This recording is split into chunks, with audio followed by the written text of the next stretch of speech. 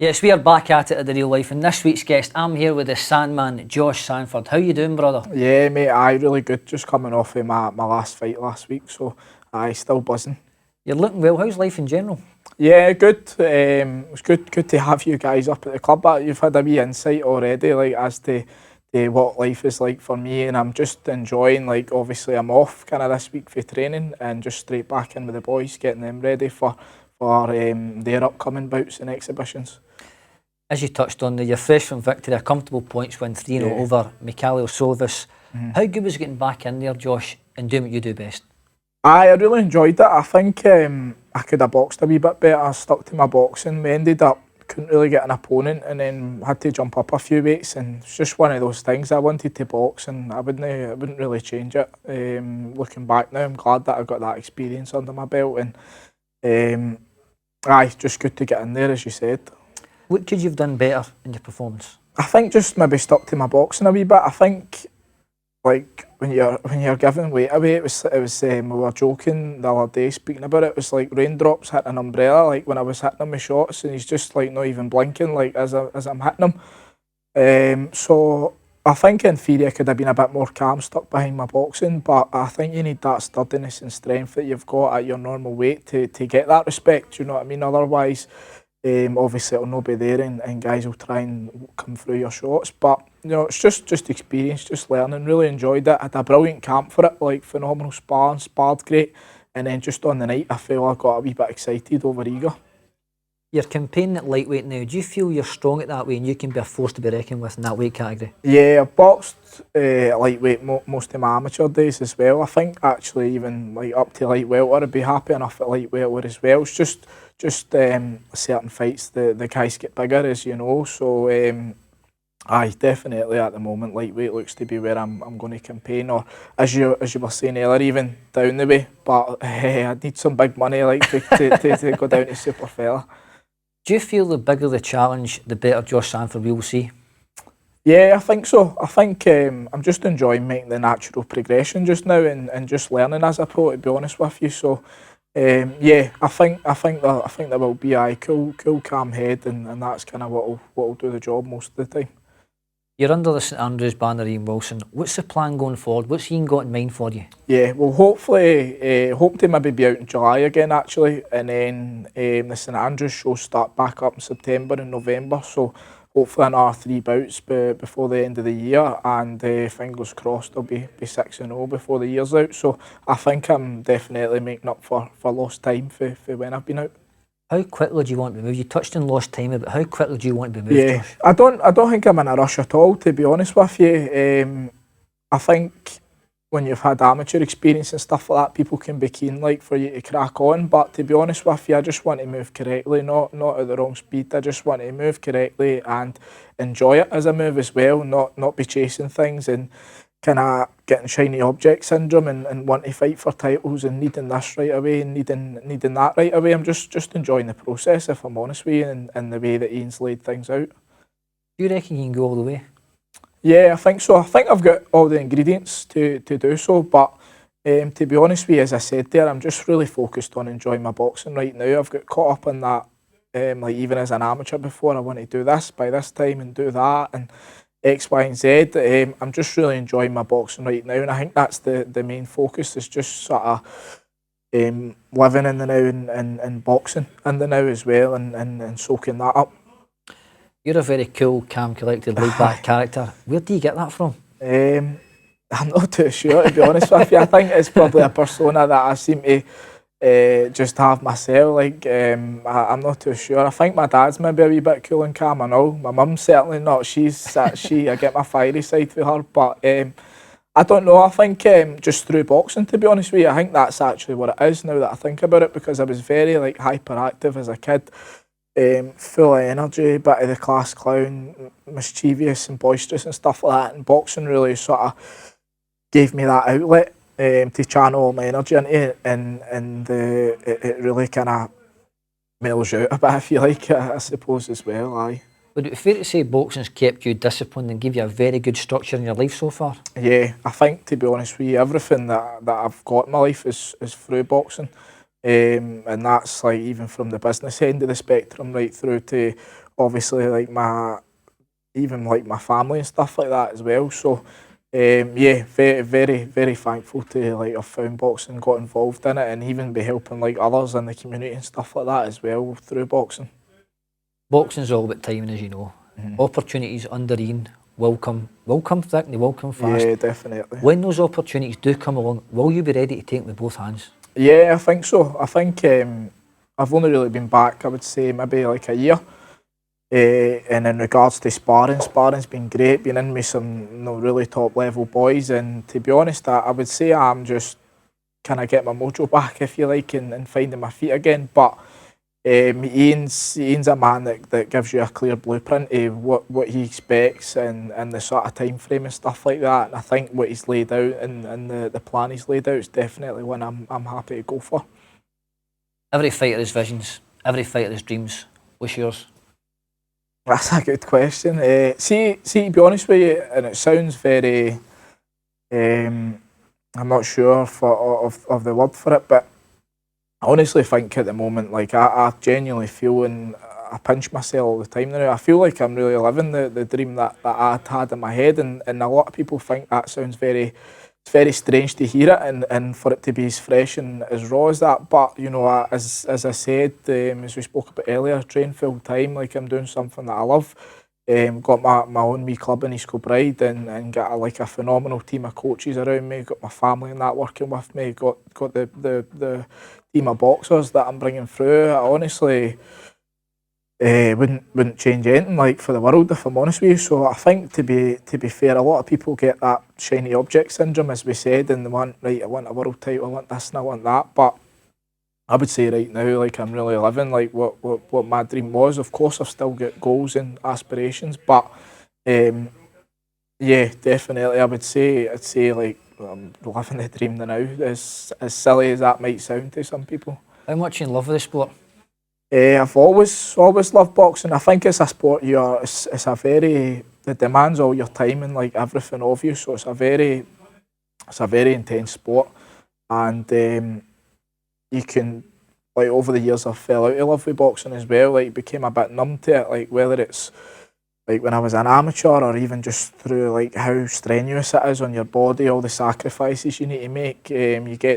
You start getting into your 20s and you start scratching your head and wondering, like, is this the right thing I should be doing? Is this the right path? Was there ever a time where you had to move away from that and you felt, oh, this isn't for me? Boxing as a whole? No, I think it's always been for me. I think the biggest thing with boxing is making sure you've got the right plan in place. Like a big thing for me was being able to train full time. I don't feel you can reach your best potential if you're not training full time. I remember as an amateur trying to like even box for my club, box for Scotland, and work in between it, go and do a shift and try to balance your weight and all these different things. And like my mum and dad try to fund me as well, like in order for me to train full time. And I think all these sort of strenuous things is like why a lot of boxers maybe like give up on their dream that we were speaking about earlier. So yeah, I think that would be the reason. You need to have character to excel in this sport. Do you feel you're creating your own character in this sport? You're creating your own journey? I think I'm definitely creating my own journey, yeah, and the character will come along with it, I suppose. I think at the moment now, just really get my foot in the door, like in regards to the pros. So I would say the character and things like that will come off the back of it. But what I can certainly do now is look at guys that have been there and done it and got to a certain level and say, right, that's ideally what I'd like my character to be like, or my persona to be like. And I look at guys like Cash Farouk, Lee McGregor, and like the way these guys carry themselves. That's definitely how I would like to be seen as well. And I think once I start kind of moving up the ranks and things like that, then and people do judge your character at that stage, hopefully that'll be how I'm seen as well. You enjoying it? Yeah, loving it, and I think that's an important thing as well. As you were saying, a happy fighter is a dangerous fighter, as they say. So yeah, definitely enjoying it at the moment. It's clear to see you're in love with the sport. You sacrificed a lot to get to where you're at this moment in time. Yeah, I think so. Yeah, just sacrifice every day, like the training, getting up early in the morning, the running, making sure I'm training with guys that are like even on the track, levels above you, so you've always got something to chase and aspire to, because it's very easy to, I think anyway, like just sit at Scottish level and not really push past that, or sit at a certain level and not really crack on by that. I want to be like the best version of myself, like whatever that's going to be. You're still a young man. Getting advice in life is paramount for success. Who do you go to for advice? I think I've just got a great team around me. I wouldn't say there's a set person that I go to for advice. I think I've just got a phenomenal team around me in regards to my coaches that train me, even my coaches within the gym where I work, in relation to business. Like, we all knock heads together in relation to boxing. Me and my actual trainers that train me knock heads together, and I suppose you've got different areas in life that you kind of knock heads with people on, but I think that's a big part of it. Having a team, especially in professional boxing, is paramount. So let's run it back, mate. You're brought up in East Kilbride. How was your upbringing? Yeah, really good. Well, we stayed in Rutherglen till I was about 6, and then we moved to East Kilbride. Been in East Kilbride pretty much ever since. So got into not like major bars. So stayed in Rutherglen, went to Crawford Primary, and was just really boisterous, class clown sort of thing. Loads of energy. This was before I'd started boxing, of course, and then moved to East Kilbride. Went to Canberra Primary School, same sort of thing. Boisterous, class clown, but as you get older, these things get like a bit more serious. So like the play fighting and mucking around started getting a bit more serious. Nothing really harsh. Like, we're only primary 7, primary 6, primary 7, so nothing major. But these things snowball, and obviously, like, working in the gym now and seeing kids, you can see certain things that are going to snowball onto other things. So it was really good that my teacher and my mum had kind of nipped the bud early and like got me into boxing, and as we were saying earlier, that's really kind of calmed me down, and I just like channel all my energy into that now. Did you have much when you were younger? Yeah, I had everything that I needed, to be honest with you. And I think my dad, actually, he was really good in that, making me, not giving me everything at my feet. Do you know what I mean? It would make me like work for certain things, and I think that's really important, because you appreciate things like more as you get them as well. So I think that's been a really good thing, because it's very easy to get things handed to you too easy, and you expect that as you go on through the rest of your life as well. So you're very close to your dad. Is that somebody you look up to? Yeah, I suppose in a way I laugh, because he's like more like my big brother more than anything. So I suppose, yeah, definitely look up to my dad in a way. He's the mini Sandman, so maybe I definitely, yeah. What would it mean to your dad if you were to become a champion? I think the way I train and everything that I do, like not in a like a self-centered or cocky sort of way. He would really expect that of me anyway. Like, every minute of the day that I have is devoted to boxing, like whether it's working with the boxers I've got at the club, as you guys seen, like as you came in, or it's like my own training. So I suppose when you put that amount of time into things, like you almost expect the outcome like to be as is. So I wouldn't say it would be a massive surprise to him. I think I've got a much better like a setup than when I was amateur, and I done not too bad as an amateur, so he's seen a lot of that. So I suppose he's kind of been there and seen it, like, as me being an amateur, and hopefully I can carry it into the pros. Has he gave you that good guidance in life that you have to work for everything? Yeah, nothing's easy. Aye, definitely. I think so, and even like having my mum, my sister, like the rest of the family, they all help me build the gym. They all literally work at the gym with me as well. So it's a very like blessed and fortunate situation, like to be in, especially like coming off the back of lockdown and stuff like that, as we spoke about, and getting out the other end. What about your mum? What did she say to you coming to boxing? How did that go down? I think it was a wee bit of her idea as well. Like, I was getting into ball at school, as I said, and my teacher, Mr. Mitchell, I still remember his name. We was getting sent to detention. The things I were just getting into ball, like nothing major, as I said, but it was getting like worse and worse. And he and my mum had kind of came up with the idea that I should do boxing, and like that would allow me to like fully channel my energy into that. I'd tried like a few things like karate, taekwondo, stuff like that, and never really like gelled with it. And then with the boxing side of things, as soon as I get in the gym, smelled the leather bags, the gloves and stuff like that, like the penny just dropped right away that this is exactly like what I want to be doing. Do you feel the way your mum and dad have brought you up has shaped you into the person you are today? Yeah, I think so. On hindsight to your earlier question, I probably go to my mum and dad for a lot of advice. They've got a load of life experience. They've been there and done most things that I want to do. So, yeah, had a great upbringing, and I think the two of them definitely. They're my in boxing. Like each person in your family kind of plays a wee integral role. So they're my business managers, I would say. Aye. See, when you first came to the gym, did you know this was the place for you at a young age? That it brought you to boxing, you touched on earlier, but you get in trouble at school and things like that. But did you fall in love with the sport straight away at a young age when you came to the gym? Aye, I think so. It put me on the straight and narrow right away, and I think as we were saying earlier, boxing's a sport you're going to fall in and out of love with, especially like early on. So, like I didn't sparring. I was in sparring, and I was like taking doings and that. Like when I was in sparring, so I really didn't want to go back. Like every week I was going back, I was like, why am I going back? Do you know what I mean? There's something wrong with me. Like, am I mental? Like, want to go back and spar with this guy again? But you know, it's a sport where you stick at it and you put in that extra work in, and it'll be rewarded. Do you know what I mean? Nothing goes unseen under the eye of boxing. So it's just really you against you. Did it come natural to you? I think so. Actually, believe it or not, started off as a southpaw. We couldn't really nail down like my stance. My dad, he trains at my gym now as well, and he was the same. I, for whatever reason, decided I was a southpaw, and I'd done about 4 years of that. That was at John Wright's. I'd started alongside like David Jameson and guys like that, and these are all guys that I think when you go into your teenage years and you're around people like that, it helps keep you on the straight and narrow just by the example that they're setting in the gym, and they're obviously, as you know, every kid looks up to somebody a bit older than them.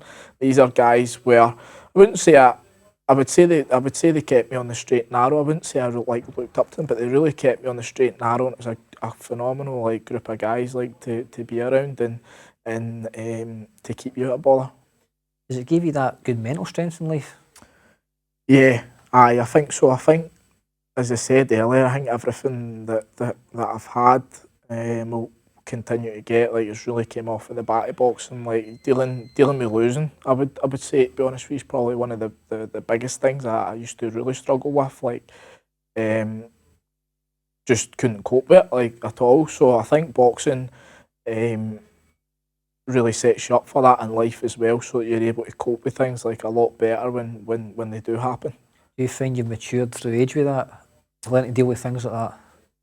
I think so. I think just the different experiences through boxing, as you said, and different experiences through life that you have kind of mature you and mould you as a person. When did you realise, you know what, I can make a career out of this? What age did you like, no, what, this is for me? I think early on, to be honest with you, I never knew exactly like what that would look like. I just had decided early on, this is exactly what I'm going to do. I'm going to, whatever I need to do to be able to do this, I'm going to do. And I think when you get like a wee bit older, you start to question it a little bit. And that's where I think, as you said, like having mentors, I can remember Rab Bannon when we were at the barn, like he was really keen on me pursuing that because I was struggling with the balance of working, trying to like stick with boxing and open a gym. Most people I spoke to thought opening a gym is a daft idea. There's no other boxing gym in East Kilbride. What are you doing? Go and get a job in wherever it was, doing X, Y and Z for not a lot of money.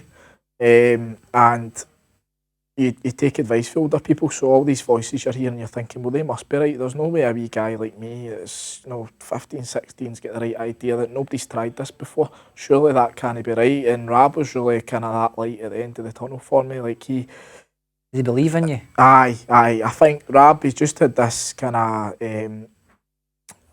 like a magical sort of way about him, to be honest with you, mystic kind of way, where he would just fill you full of confidence. Like you Rab sent you out to take on a line, and you would think you were going to win. Do you know what I mean? And you would genuinely genuinely believe it. Has that helped you in life, but that getting that words of wisdom for Rab back then? I think so. I think actually all the different people I've came across in boxing, all the different mentors, that's basically moulded me as a person, and I try now obviously to pass that down onto the kind of next generation of boxers that I work with as well.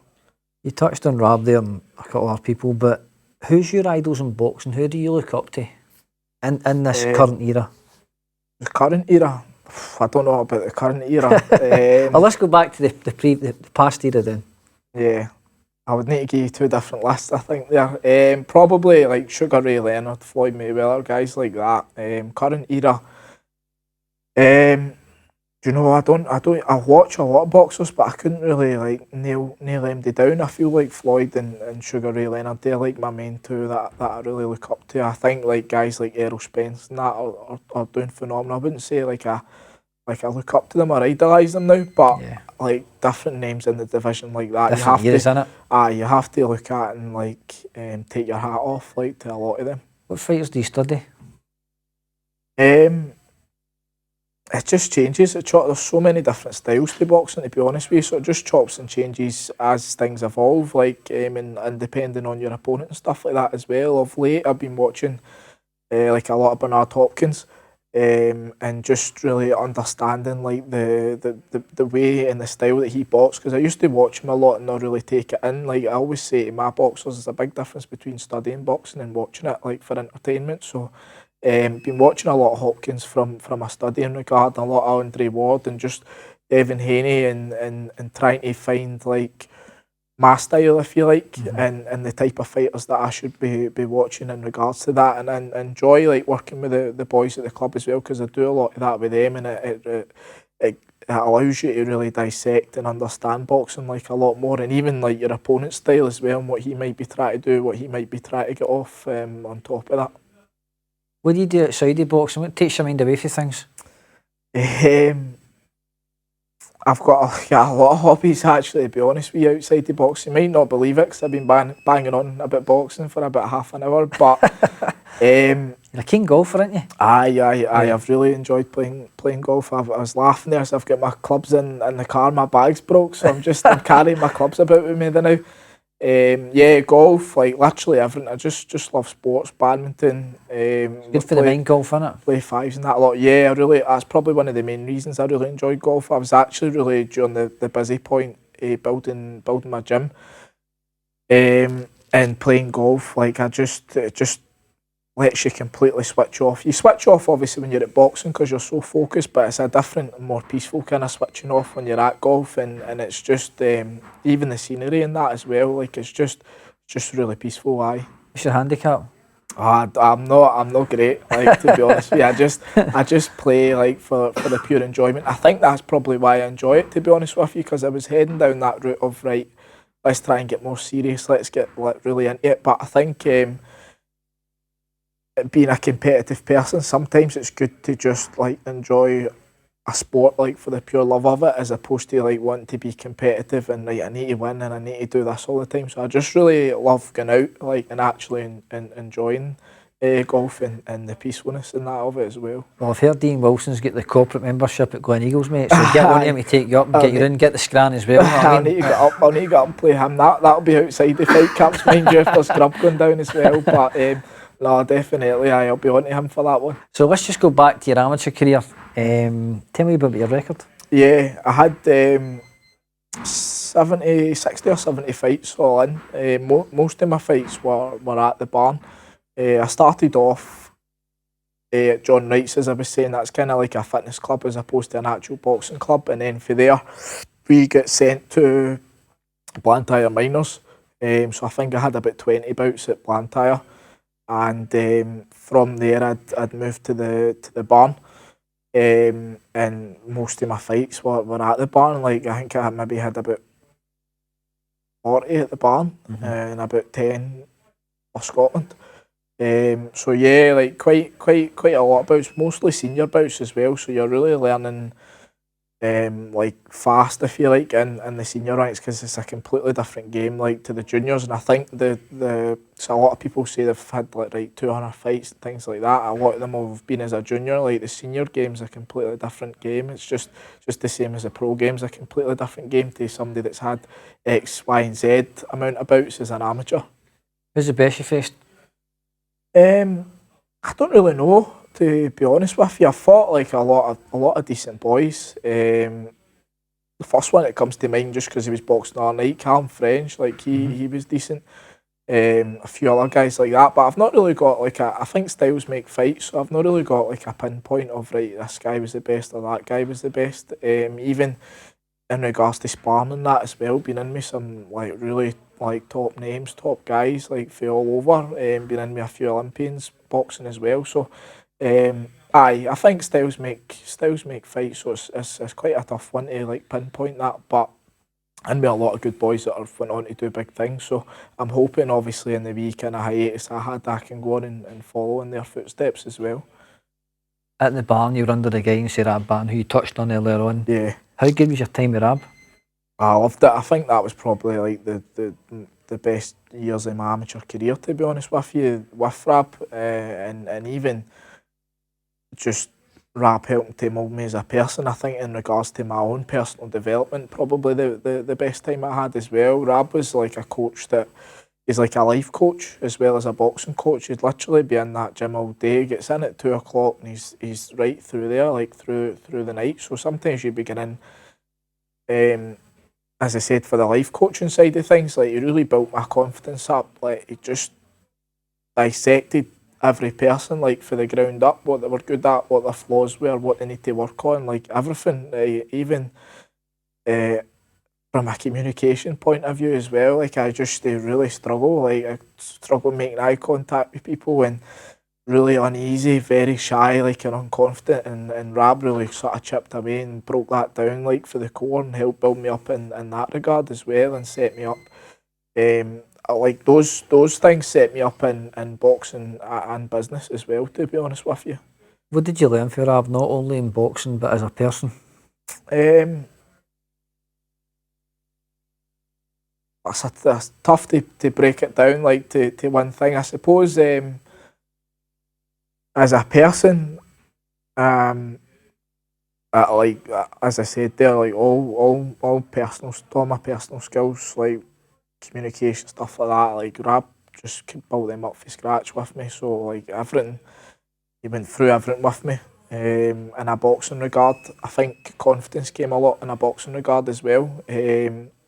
I think a lot of boxers can beat themselves in their head before they even go in there, and I think with Rab, like just different routines and things that he would do, and you see Customato used to speak about it a lot in relation to Tyson. He would say that 80% of boxing was the mental aspect, and I think Rab just like knitted that together completely for me, to be honest. I think I've always been kind of confident in myself in relation to boxing, but everything outside of that I haven't been.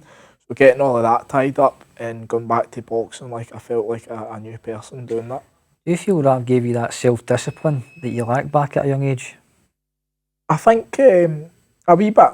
I think the biggest thing for through Rab was my confidence. Like that was the penultimate thing for me. I think I've always been pretty disciplined. Obviously, as the years go on, you get better and things become more watertight. Even like from being an amateur to now, like just wee silly things like my timekeeping used to be rubbish. You didn't think that was a big deal back in the day, but like now it's like, right, get to boxing sessions, 40 minutes early, warm up, stretch, or wherever you're going to a meeting or whatever, 15 minutes early. Like all these things, it's just made me a really disciplined person in that regard. But with Rab, I think the confidence side of things, like I probably couldn't even jump on and do this, to be honest with you, like how unconfident and uneasy I was. And like with Rab, I could, he was, to me, Rab was really like the way people see Brendan Ingle. I would say Rab's like the Scottish version of that, to be honest with you, like a major unsung hero. And you see Brendan Ingles, there's loads of clips on him, like just building kids' confidence up, like getting them to do things that we would regard as stupid, like get them to sing and like do all these crazy things, but their confidence like was sky high, and that was like a massive thing. Like for me, I really felt like with Rab I could beat Emily like in the division. Do you miss him? Yeah, definitely. Rab's probably the best person and mentor that I've met in my life. I don't think I'll ever meet MD like Rab again, to be honest with you. I feel very lucky and blessed to like even have crossed paths with Rab, to be honest with you. What was your best moment with Rab? No, I couldn't really pinpoint it down to one thing. I know I just had the time of my life, like when I was at the barn. When I was at the barn to sort of try and paint the picture for people, it would be like, I remember when Rocky goes to train with Apollo, it was exactly like that. That's what it felt like at the barn, and you're just around like-minded individuals and stuff like that, and Rab kind of leading the way. It just felt like a pure dream, like when I think back to it. Are these some of the best days of your life? Aye, I think so, yeah. Certainly my amateur boxing career, they've been the best so far, absolutely, aye. From your amateur career, you turned pro 25th November just last year. Yep. How good was that feeling for you turning pro, that you'd done it? Yeah, it was really good. I think, to be honest with you, going back to the confidence thing, like we said, like I spent quite a couple of years before I turned over just getting ready to turn over, which I think is like quite a big thing as well, just like moulding your style to the pros. Because from when I got my licence to when I boxed was quite a short space of time, so I'm quite glad that I'd done that, got all the sparring that I needed for me to feel like I've ticked the boxes of, right, I qualify as a professional now, like in my head, if that makes sense, because let's not beat around the bush. In theory, anybody could turn professional, like there's not a lot to it, so I just wanted to make sure that like in my head I've ticked the boxes that I need to be ticking, and I'm at the level that I feel I should be at, like to start and to turn over. How did you find the difference going from amateur to pro? I know you're at the embryonic stage, but how have you felt it so far? People always say that the pro game is a completely different game. I think it is. I think at the moment that my first 3 fights have been 4-rounders, so it's quite hard, as you said, to comment on it, because it's really similar in theory to an amateur bout with smaller gloves. But I think as you start going up the rounds, physicality becomes a big part of it. Stamina, like mental strength, these are all things that can, where people say a good amateur doesn't always make a good pro. So I think when you go to 6 rounds and above, you're going to really see that. But at the moment, as you said, like it's just really as it has been, like as an amateur, to be honest. Seeing you turned pro last year, how proud a moment was that for you, for your mum, your dad, your family? How proud a moment was that for them as well? I feel like I don't really, like none of us really like celebrate things, if you know what I mean, or even like take them in too much. I think it's just always been the natural progression, and one that was almost expected to make. Like I've been boxing for about 16, 17 years now, so yeah, it was just really the natural progression, and I'd done everything that I really could, like as an amateur, so I was happy enough with that. And as you were saying there, off the bat, the break I had in lockdown and stuff, it was the best move to make.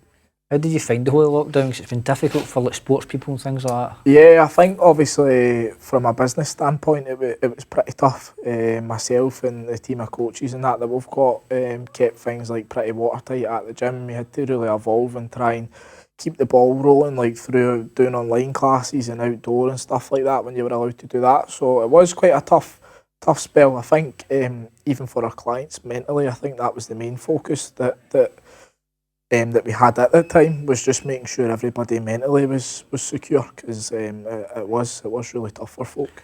Obviously, we're doing a lot of sparring during lockdown and things like that. But a question I'd like to ask is in boxing, a lot of people say good sparring's a great education for a fighter. Would you agree with that, Josh? I think sparring's the biggest key, to be honest with you. Like everything for me personally, I know obviously there's other areas of your training that are vital and really important, but I think everything really does come off the bat of your sparring. Remember, obviously Joe Cordina just won at the weekend there, and I seen him speaking about, like, he was sparring with Conor Benn. He was able to take shots with Conor Benn, so he knew when he went in there, like he he was going to be able to take those shots and he was ready to walk through walls. So I think that is the penultimate test. It is really important to get your sparring correct, obviously, because like too much of it can be detrimental and it can put miles on the clock. So it's just understanding your fighter, I think, is probably the biggest one. You've got some guys that fight, you know, coming forward, maybe take a couple of shots, maybe they're not going to be sparring, you know, as frequent as somebody that's like a slick boxer and likes to move. So I think that's where we said earlier, you need a good team around you so that people can tell you, right, that's too much,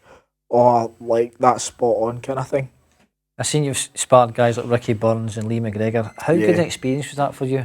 It was really good. All guys that I was sparring with, like as an amateur, I think obviously what's been good, getting in with guys like that is I've been out for a wee bit, so trying to bridge that gap is great for me because you're doing nothing but learning every day, being in with guys that are so vastly experienced. I think like I'm just like a sponge trying to take everything in. So no, it's been great, and Ricky's been great and all. Like we've literally been training with Ricky as well, like from track work for my last fight.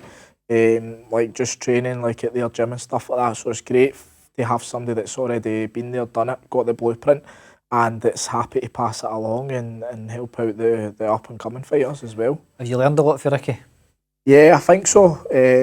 Actually, the Rab had brought Ricky to the barn. I think Ricky must have sparred about 1 million people that night, but so he probably wouldn't even remember sparring with me, but I have learned a lot from Ricky, and he's a great mentor, to be honest with you. I think like I see Ricky in like 2 different forms, to be honest with you. He's probably, just when you're speaking about folk that you idolise, I suppose his career has to be one that you do idolise, and then on the other side of the coin, I see Ricky, just like when I'm training with him, as like more of a mentor, to be honest with you, and somebody that you kind of look up to, because he's so down to earth that you almost forget like that they're all the things that he's done and achieved. Ricky Burns, he's got a Rolls Royce engine. Aye. What impresses you the most about him? Probably right now, the mentality that he's got, the fact that he's still as hungry as he was, and like the fitness level he's got. Because what was he, maybe 38, 39? Don't want to say the big 4-0 in case I put a dig in there, but I'm sure he's 38 or 39. So, he's just a phenomenal engine, as you said, and just the determination that he still has at the age he's at. It's ridiculous, like when you really think about it. Because boxers, as soon as you hit, I would say 30 upwards, things in your life start to change. You know what I mean? Whether it's like kids, family life, whatever it is. Hard to get that balance, isn't it? Aye, for him to still be on it, it's crazy. Speaking of good people, you're under the guidance now to Willie Limond. Yep. And Colin Belshaw, is that right? Aye, just Willie. Colin actually. Colin's been doing my corner. Willie's he's a lead trainer. Aye, he's not. I think he's not got his pro coaching licence just yet, so he's waiting on his licence coming through. But aye, Colin's been my main corner guy. Aye, to be honest with you. How did the link up come about? Was that through St Andrews? I take it. Aye, a wee bit of that. Obviously, that's kind of all Willie's boys are like with St Andrews already, and just like sparring and stuff like that. I'd been sparring with like Jake and Martin, Willie's boy Jake, Martin Crossan, and Willie's boy Drew as well, Drew Limond. He's still just amateur, but like he's a cracker. Just when you were asking me about guys I've fought and sparred and stuff like that, Jake's a fiery wee fighter, isn't he? Aye, Jake as well, yeah. So just really kind of through that, to be honest with you, and been up sparring with the boys like quite a lot. Do you feel Willie's knowledge and experience can help you develop and grow as a fighter? Aye, massively. My second fight there, Willie wasn't at. He obviously had his very last fight, so I think he was over in Mexico training in the Morales camp at that time, so he never managed to get to my fight. And then like my fight last week, just having him there, it just the kind of, I think you need like an authoritative figure there as well. So just having him there, everything that Willie says you believe. Like boxing, it's very easy to like question things, but you know if Willie says something that's spot on, like in my last fight, I really wanted to like stand and give it a go, but Willie was like very strict on, right, we're boxing, we're moving, this guy's quite dangerous, it's not your weight, here's what we're doing, do you know what I mean? And you don't question it, like, you know, just to stick with that because of the experience that he's got. Did you click with Willie right away? Yeah, I think so. I've known Willie for years. Actually, sparred Willie like back in the day.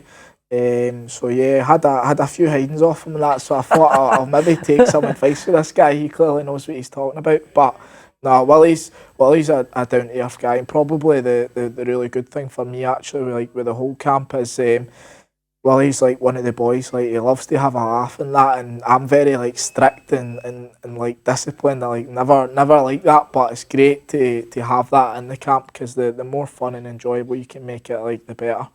What's the best piece of advice Willie's gave you?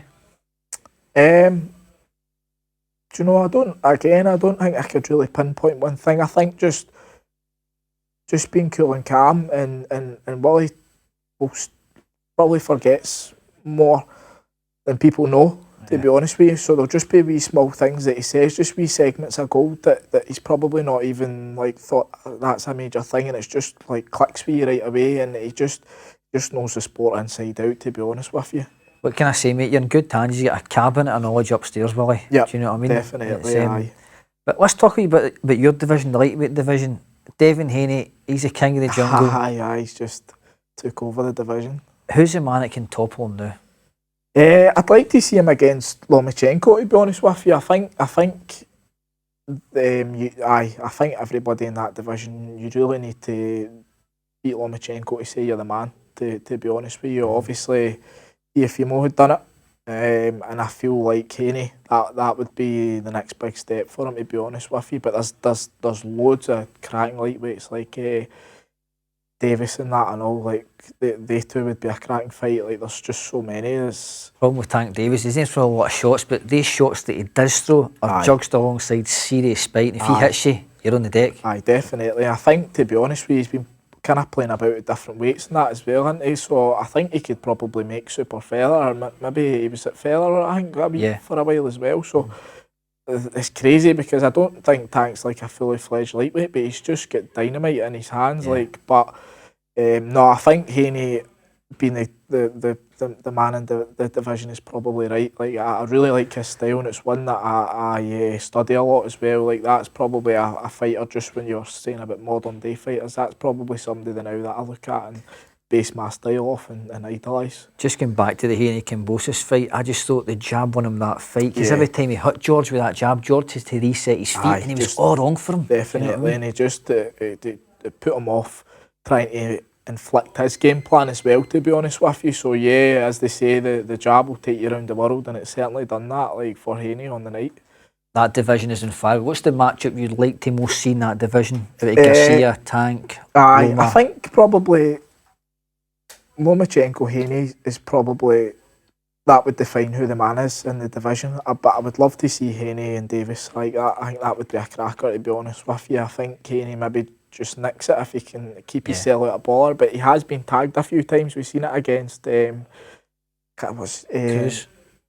Cruz. Aye. Sorry, Haney you're talking about? Sorry, Linares at tagged. Linares, sorry, beg your pardon. Aye, Linares. We've seen him get tagged a few times. So it's just whether he can keep that boxing brain and keep the head. The thing is with Tank, mate, he's got that unshakable confidence, and he's patient. He waits for his time. Aye, and he knows he's going to try and take you out. Do you know what I mean? He's a big puncher. It's just, as I say, he's that division. But there's one guy I really like, and there's Ryan Garcia. He's a hell of a fighter. Garcia's a cracker. I think obviously he's been a wee bit off on, a bit inconsistent, like over the last year or so. But he's definitely a threat in that division. Aye, absolutely. Who would you say is the most dangerous out of Tank and Garcia?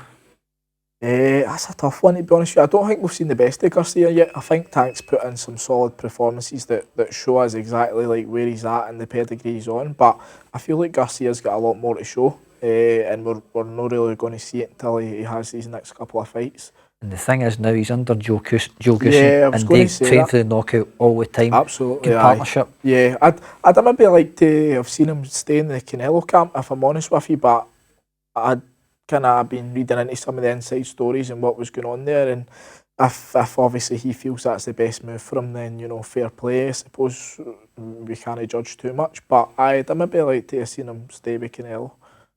Speaking of Canelo Alvarez, I need to get your thoughts on Triple G and Canelo, the trilogy. Aye.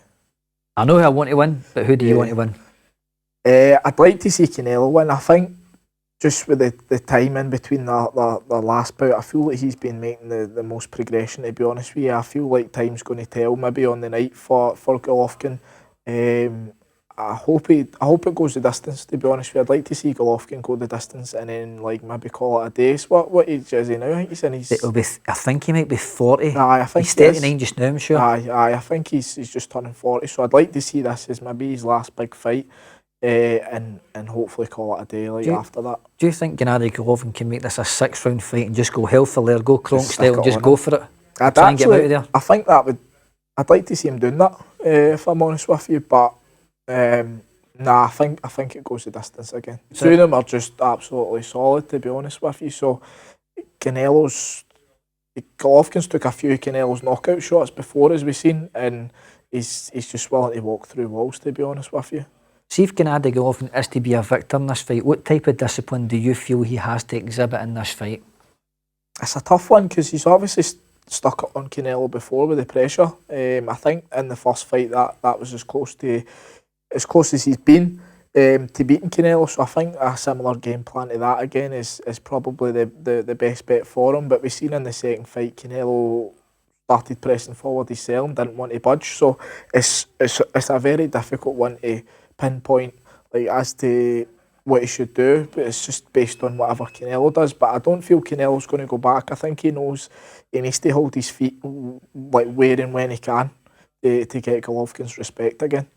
It's just the thing is, mate, there's no way the judges in Vegas are going to let Canelo Alvarez lose twice in a row. And that's so if I'm Gennady Golovkin, I'm Jonathan Banks, I'm going in there, make it a 6-round fight and try and take this guy's head off. I think it's unfortunate that we need to think it like that, and it's just the sport we're in, unfortunately. But I think, to be fair, you've kind of hit the nail on the head there. He really needs to lump it on him. I think this is Golovkin's going out show as well, so maybe more to the reason as to why he should do that.